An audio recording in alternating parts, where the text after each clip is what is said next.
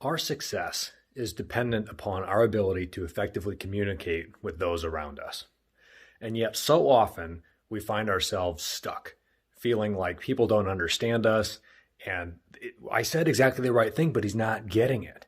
You know, my sister was in town a few years ago hanging out at my mom's house, and our daughter was there while my wife and I went on a date.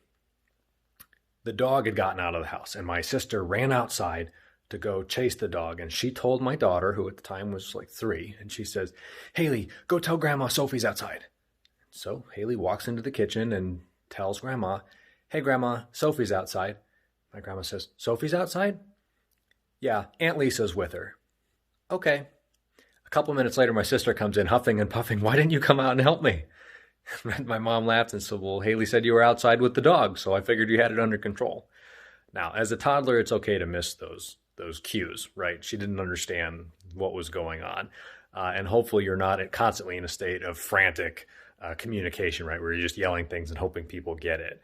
But when you think about your success and the fact that communication is central to that, being able to communicate your ideas to one another and understand ideas from other people in order to implement and succeed together, it becomes apparent that communication is absolutely the essential skill. So here's a couple tips on how to communicate better and minimize the risk of someone misunderstanding what you're asking for.